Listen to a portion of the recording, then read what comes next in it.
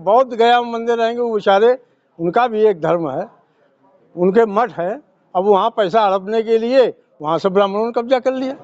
तो मतलब बेशर्मी की हद है कि जहाँ इनका रत्ती भर जहाँ वर्जे थे जाना, वहाँ भी ये घुस जाते हैं। अब तो प्रधानमंत्री कोई संकट आता तो कहता थाली बजाओ, ताली बजाओ।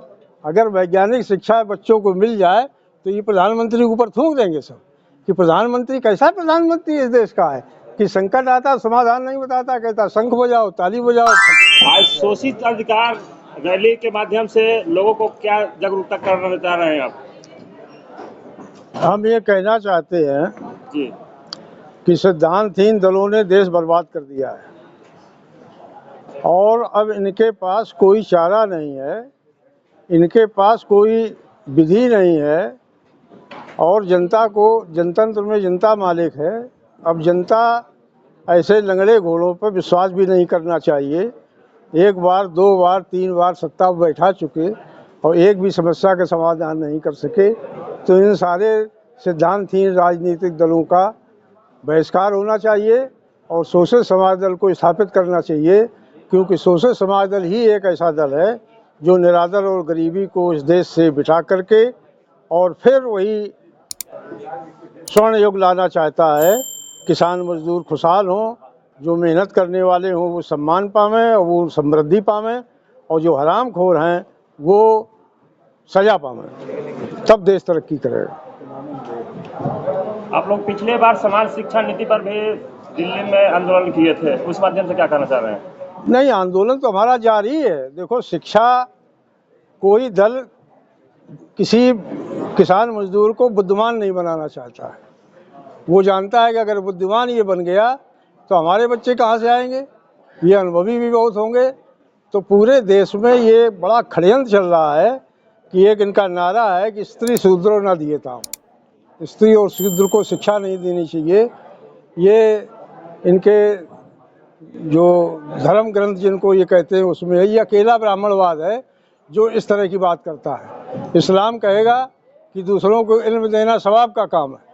आप देख लीजिए पूरा कुरान शरीफ में, और पालने से लेकर कब्र तक इल्म हासिल करो। ईसाई कहता है कि इल्म देना, शिक्षा देना सवाब का काम है, पुण्य का काम है। बुद्ध कहते हैं कि विवेकवान बनो, ज्ञान लो, ज्ञान का दीप स्वयं प्रकाशित हो। तो सब तो कहते हैं कि शिक्षा हो और ये कहते हैं कि शिक्षा नहीं होनी चाहिए। तो जब तक ब्राह्मणवादी दल इस देश में है, ये स्त्री और शूद्र कैसे शिक्षा ना पा पावे ये षड्यंत्र करते रहते हैं। और इन लोगों का एक तिकड़म देखिए आप, ये कहते हैं कि हम जिसकी भलाई की बात समझ रहे हैं। तो एक कहावत है कि अगर चूहे को देख के बिल्ली के थन में दूध आ जाए तो चूहे को सावधान हो जाना चाहिए। इनने कहा हम किसानों को बहुत अलग भला करना चाहते, कानून ले आए। किसान जिसके लिए तुम कानून लाए वो विरोध कर रहा है कि कानून नहीं होना चाहिए, ये हमारे लिए घातक है। ये कहते कि ना ये तुम्हारे हित का है। वो तो अच्छा हुआ वो झुके नहीं तो ये झुक गए। इसी तरह से वक्फ बिल ले आए। अरे भाई, वक्फ बिल कहते हो कि तो मुसलमानों के हित में है, तो कोई वक्फ बोर्ड ने इसको तैयार किया है क्या, या वक्फ मंत्रालय ने तैयार किया है? और तुम कहते हो मुसलमानों के हित में है। अच्छा, काहे हित में है कि ये धार्मिक कानून है तो इसमें गैर धर्म के लोग हिंदू रहेंगे। अच्छा भाई, हिंदू रहेंगे, काहे रहेंगे? तो फिर राम मंदिर में काहे नहीं रहेंगे? और जितने मठ मंदिर हैं उसमें काहे नहीं रहेंगे? इसमें रहेंगे। बौद्ध गया मंदिर रहेंगे, वो बेचारे, उनका भी एक धर्म है, उनके मठ है। अब वहाँ पैसा हड़पने के लिए वहाँ से ब्राह्मणों ने कब्जा कर लिया। तो मतलब बेशर्मी की हद है कि जहाँ इनका रत्ती भर जहाँ वर्जे थे जाना, वहाँ भी ये घुस जाते हैं और कहते हैं तुम्हारे हित में। आपकी जब सरकार बनेगी यदि 90% वालों की क्या स्थिति रहेगी? निरादर और गरीबी जड़ से नाश हो जाएगी, बेरोजगारी खत्म होगी, यही मालिक बनेंगे। जो पूंजीपतियों का जो कब्जा है मिलों में, ये सब खत्म हो जाएगा। ये जो उत्पादन करेगा वही मिल भी चलाएगा। तो न बेकारी रहेगी, न भ्रष्टाचार होगा, न मिलावट होगी, और पूरा देश फिर खुशहाल हो जाएगा और भारत निर्यातक देश बनेगा। अभी तो इनके पास भेजने के लिए कुछ है ही नहीं सिवा भ्रष्टाचार के। और वो सब ठेका अभी प्रधानमंत्री ठेका दिला रहा है, प्रधानमंत्री उसको अडानी, उसके लिए विदेशी दौरे करता है जनता को पैसे खर्च करके। सर, आपकी पार्टी किसी से गठबंधन करेगी या? देखो पहले तो असल में ऐसा है ना, गठबंधन की बात तो तब आती है जब आदमी अपना हाथ पैर चलावे और मजबूती दिखावे, तो दोस्ती होती है। दोस्ती उसी तो होती है जो बराबर का होता है। तो हम लोग पहले उसके उनके बराबर तो जाए, फिर बात सोचेंगे। पहले तो अपना मजबूती की बात कर रहे हैं कि हम जो बचे खुचे दिन हैं, इसमें हम पार्टी का स्वरूप, पार्टी का संगठन, पार्टी का विचार जनता के बीच में ले जाएंगे। इसके बाद फिर अपनी ताकत देखेंगे और फिर कौन समान विचार का सहयोगी है उससे बात कर लेंगे।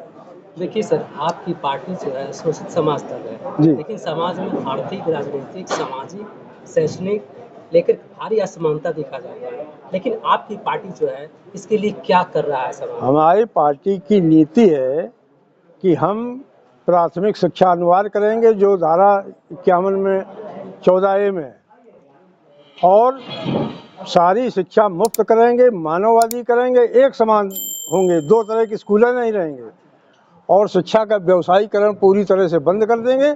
सारी शिक्षा मुफ्त मिलेगी और अनिवार्य मिलेगी, वैज्ञानिक मिलेगी। अब तो प्रधानमंत्री कोई संकट आता तो कहता थाली बजाओ, ताली बजाओ। अगर वैज्ञानिक शिक्षा बच्चों को मिल जाए तो ये प्रधानमंत्री के ऊपर थूक देंगे सब कि प्रधानमंत्री कैसा प्रधानमंत्री इस देश का है कि संकट आता समाधान नहीं बताता, कहता शंख बजाओ, ताली बजाओ, थाली बजाओ। कहाँ देश पहुँच गया है? पूरी दुनिया हर समस्या का समाधान ढूंढ रही है। जापान जैसा देश जहाँ कोई प्राकृतिक साधन नहीं है, रोज भूकंप आते हैं, नाव पर खेती कर रहा है और पूरा विकसित राष्ट्र बन गया। और भारत इतना महान देश है जहाँ 12 महीने वाली नदियाँ हैं और खेत असंचित हैं, जहाँ इतना कच्चा माल है और वहाँ के लोग बेरोजगार हैं। जो मेहनत करते हैं वो भूखों पेट मर रहे हैं। ऐसा कहीं दुनिया में देश देखा है आपने? और जो एक भी पैदा नहीं करता, जो एक भी श्रम नहीं करता है, उनके महल बने हैं, वो माला माल है, वो इज्जतदार हैं। ये क्रम तोड़ेंगे हम और 5 साल के अंदर मानववादी संस्कृति विकसित होगी, समाजवाद आएगा और कोई मेहनत का दुखी नहीं होगा। और जो चोर डकैत दुखी हो जाए तो अभी जो हत्याकांड हुआ पुलगांव में, तो उसको कैसे देखते हैं? देखो पहलगाम में देखिए ऐसा है कि ये इतनी झूठी सरकार है कि एक भी समस्या का समाधान नहीं करती है। कहेगी नोटबंदी कर दी का आतंकवाद खत्म हो जाएगा, फिर धारा 370 खत्म कर दी का इसलिए खत्म की आतंकवाद हो जाएगा। और गृह मंत्री कहता है कि साहब अब पत्थरबाजी भी नहीं हो रही है, अब मुंह बंद है, भागे भागे घूम रहे हैं, मुंह दिखाने लायक नहीं। तो सवाल ये है कि कोई समस्या होती है उसका समाधान होता है। अब देखिए इतना पर्यटक वहाँ पहुँच गया, इसलिए पहुँच गया कि लफाजी करने लगे कि शांति है, वहाँ कुछ हो ही नहीं सकता, वहाँ एक पत्ता नहीं खिड़ सकता। जनता को विश्वास हो गया, जनता पहुँच गई वहाँ। एक सिपाही नहीं था वहाँ, और इनकी पार्टी का सांसद वहाँ करोड़ों रुपया खर्च करके पार्टी कर रहा, सारी सुरक्षा उसके यहाँ लगी होटल में।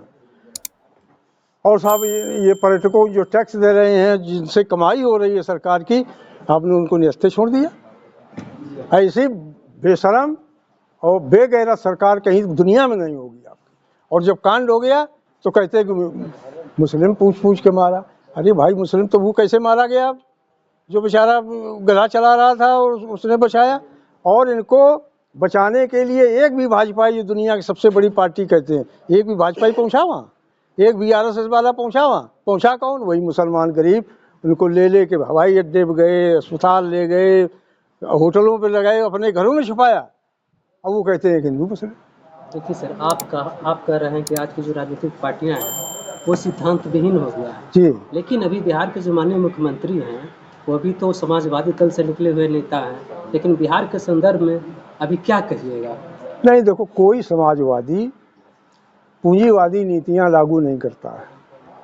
ये जितने नारे दिए गए हैं समाजवाद के नाम पर, पिछड़ों के नाम पर, अम्बेडकर के नाम पर, ये सब फर्जी है। ये दोहन किया गया, मानसिकता का दोहन किया। असली ये है कि कभी भी समाजवादी भाजपाई सांप्रदायिक का पृष्ठभूमि नहीं हो सकता है। कहे कि नीतीश समाजवादी है। अभी तक ये जिंदगी कहते रहे कि कांग्रेस हटाओ, फिर कहने लगे जब आरक्षण वाला मुद्दा आया तो कहा 90-10 चलना चाहिए, और अब भाजपा आनी चाहिए। ये इतने कमज़ोर हो गए हैं कि ये बिना मालिक के अब चल ही नहीं सकते। इनकी सब हेकड़ी ख़त्म हो गई है और भाजपा इनको डरा रही है कि तुमने इतने काले कारनामे किए, तुमको जेल भेज देंगे। तो दिन भर हाथ जोड़ता है, जो भाजपा ही मिल जाता पैर छूता है। ऐसा तो कभी नीतीश था नहीं, उसकी क्या बात करते हैं। क्या उनकी मजबूरी थी भाजपा के पास जाने? अब ये वो जाने, लेकिन कोई अगर खाना न मिले तो पखाना नहीं खाना चाहिए ना। भूखे मर जाइए, पखाना खाने का क्या मतलब। जिसको आप त्याग चुके हो उसको काहे पर खा रहे।